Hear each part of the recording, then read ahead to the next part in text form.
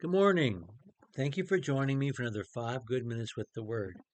I'm Barry Bryson, and we're continuing our study of Luke's Gospel. And I want to pause just a moment today. Jesus has just been born, and when we were together last time, we talked about the historic details, the geographical details, the um, the labor and delivery details of how he was born.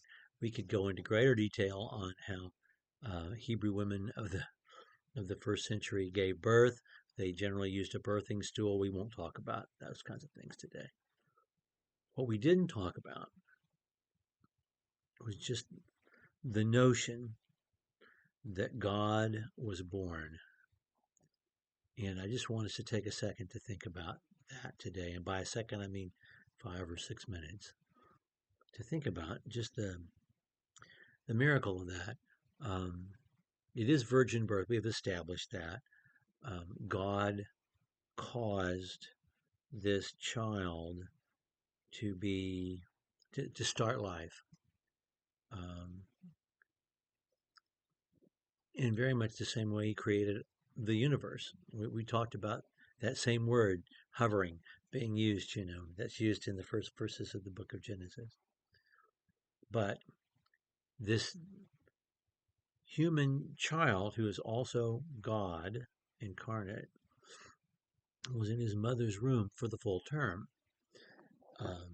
And so we know this child was born according to the normal biological processes that all humans are born through. Um, that means there was a moment in time when God was a single cell.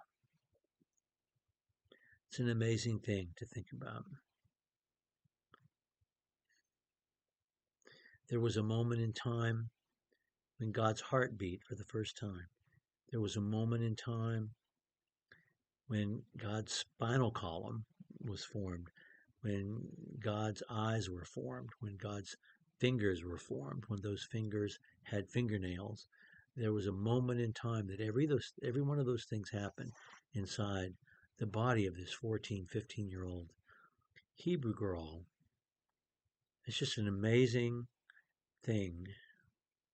And then if you're a parent and you've been there for the birth of your own children, which all the mothers have, and hopefully most of the dads have, man, I mean, to think that God was born that way, um, not only with my own three, but with every baby I've ever held, even before I had my own. The thing that pops into my head was this was God at one point. This is exactly what God was. There was a moment in time when God was exactly this person who is utterly, completely helpless and dependent upon the parent for care, who has to learn everything, whose brain has to boot up, whose bones have to calcify.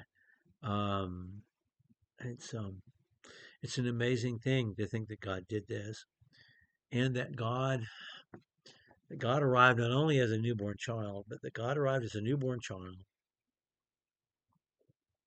given into the care and feeding of just a girl and a young man who lived in the middle of nowhere and who had so little that when they made their presentation at temple, they had to do the poor person's offering that God had prescribed for the people who, you know, among the poor.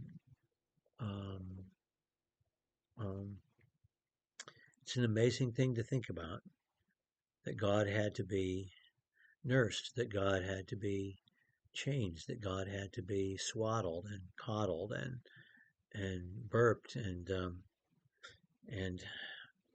taught how to walk, and that God went to school to learn to read, and it's all true. It is something that we don't think about enough. And in the second term of our preschool, that's how I start with the kids, and we spend 2 or 3 weeks talking about the fact that Jesus grew up every way they are growing up. that Jesus had a birthday just like they have a birthday, and that Jesus had to learn, to walk and to read and to feed himself and to clean himself and all those things that you have to learn. Jesus did all of those things just like you're doing now. If we forget this, then that passage in Hebrews, that he was tested in every way like we are without sin, has no meaning. But it does have meaning because of what just happened. We read that passage yesterday.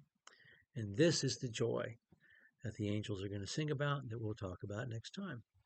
Thank you for joining me for another 5 good minutes with the Word.